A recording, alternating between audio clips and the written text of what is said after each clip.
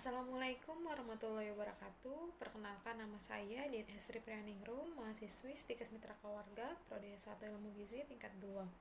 Pada kesempatan kali ini, saya akan melakukan praktikum membuat snack box untuk remaja.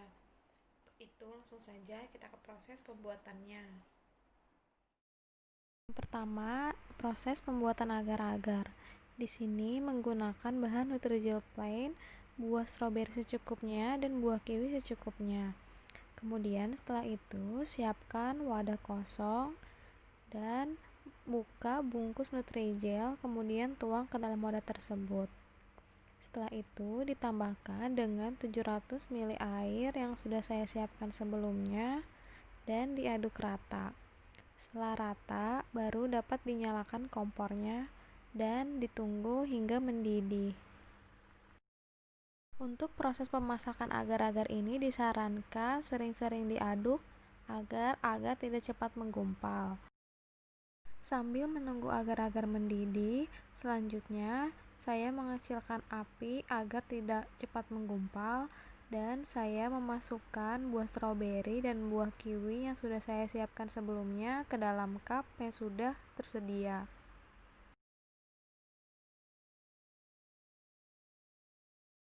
Setelah semua cup sudah terisi dengan buah stroberi dan buah kiwi dan agar-agar sudah mendidih, kemudian agar-agar dapat dituangkan ke dalam cup yang sudah diisi dengan buah stroberi dan kiwi. Tuang agar-agar secukupnya, tidak terlalu sedikit dan juga tidak terlalu banyak.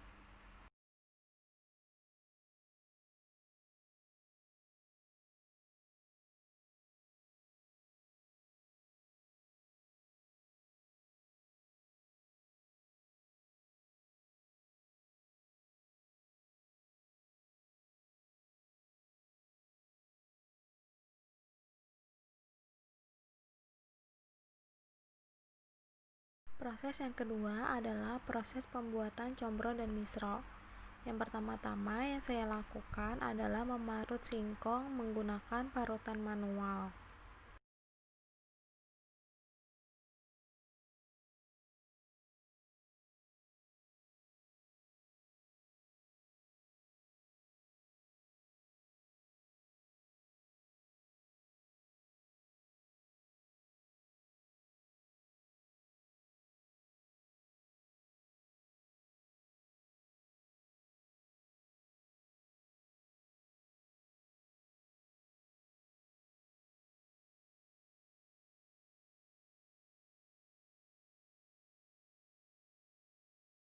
Setelah singkong sudah terparut semua, selanjutnya dapat dilakukan proses pemerasan singkong.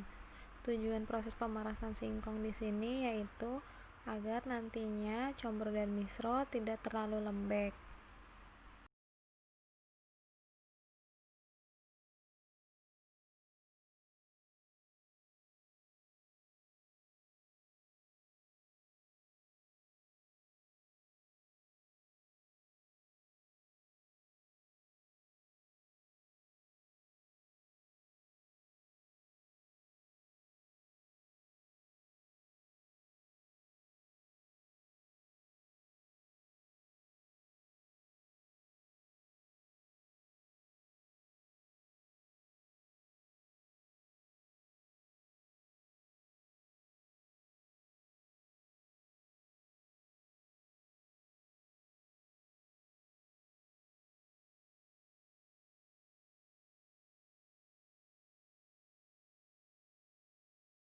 Selanjutnya saya akan membuat bumbu untuk combro.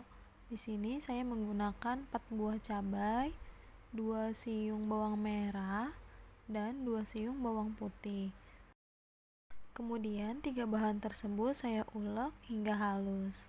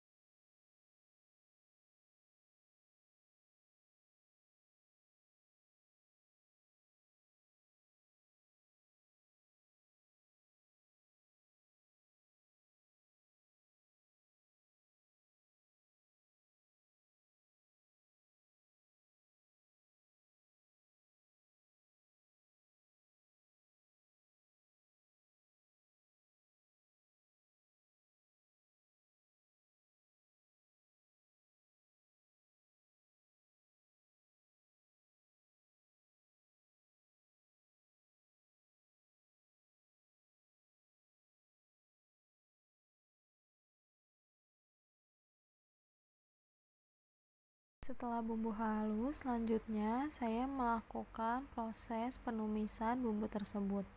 Di sini menggunakan sedikit minyak dan ditunggu hingga minyak tersebut sedikit panas. Setelah minyak dirasa sudah sedikit panas, kemudian masukkan bumbu yang sudah diulek sebelumnya. Tumis hingga bumbu tersebut harum. Karena jumlah bumbu yang digunakan sedikit, jangan lupa untuk sering-sering mengaduk bumbu tersebut agar tidak gosong.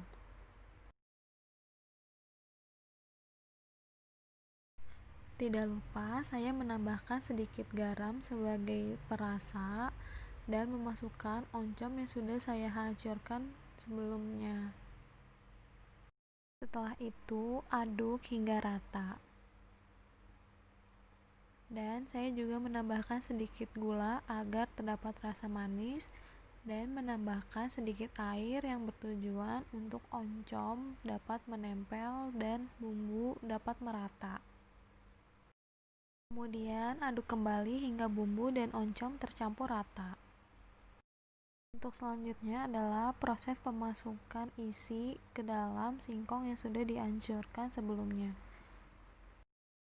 Pada proses ini saya menjadikan dua bentuk yang berbeda. Yang berbentuk bulat adalah isian gula atau misro, dan yang berbentuk lonjong untuk isian oncom atau combro.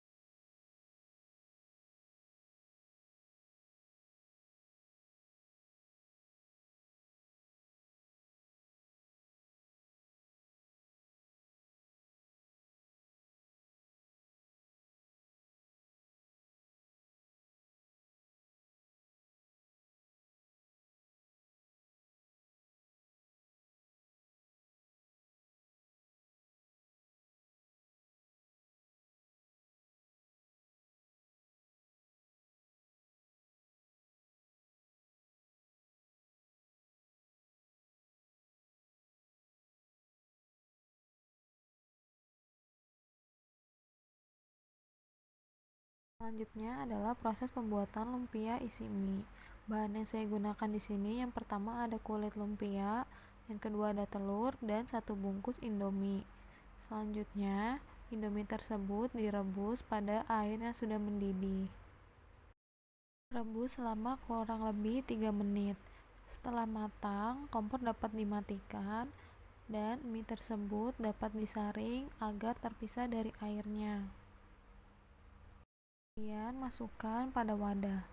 Setelah itu, mie tersebut dicampurkan dengan 1 buah telur dan bumbu yang sebelumnya dipisahkan.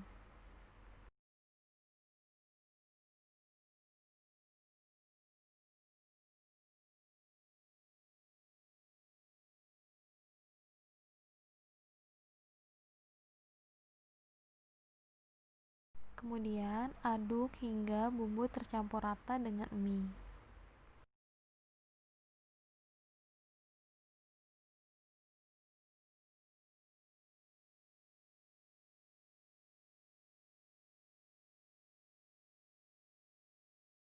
Selanjutnya adalah proses pengisian kulit lumpia. Pengisian ini diisi dengan mie dengan jumlah yang cukup, tidak terlalu sedikit dan juga tidak terlalu banyak, karena menyesuaikan dengan ukuran kulit lumpia.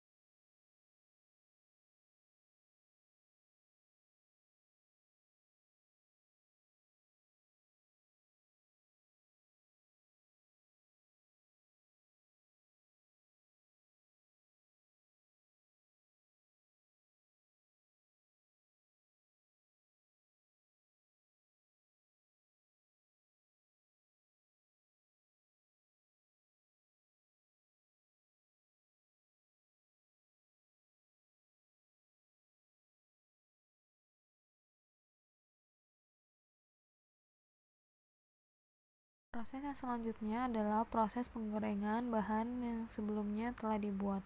Pertama, saya menggoreng combro terlebih dahulu.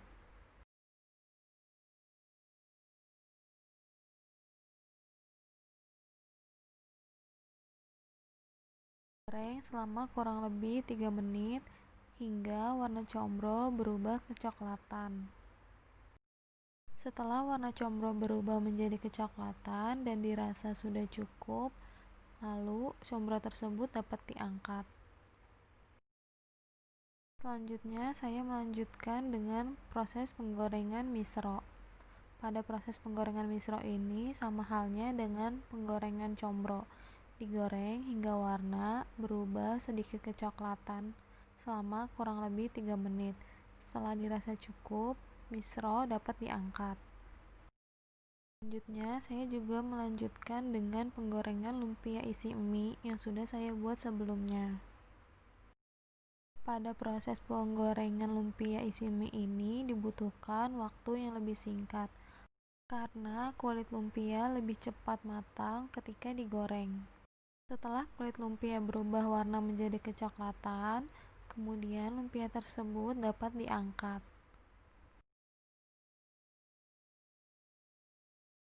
Dan jangan lupa untuk mematikan kompornya.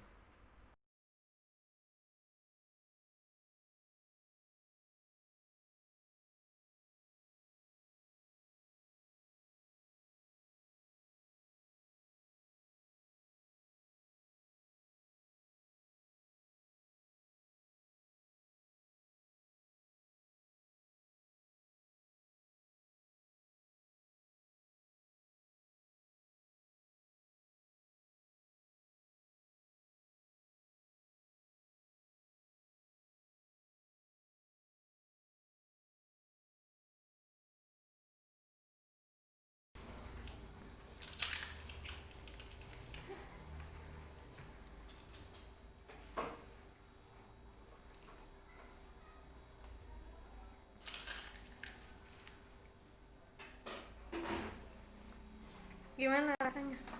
Enak. Terus kurang apa? Kurang pedes nggak? Batas. Yang lainnya boleh.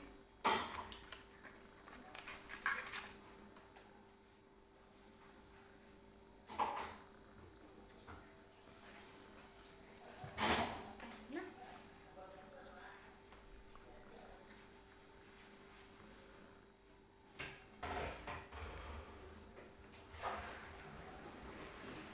Dari mana?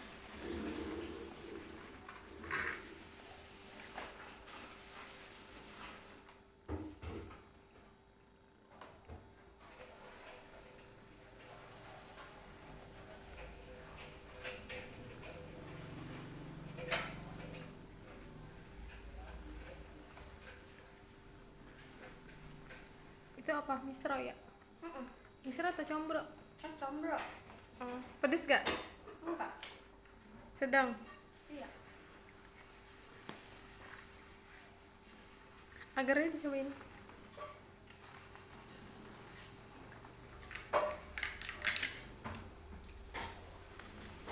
Nggak sih, kita ambil.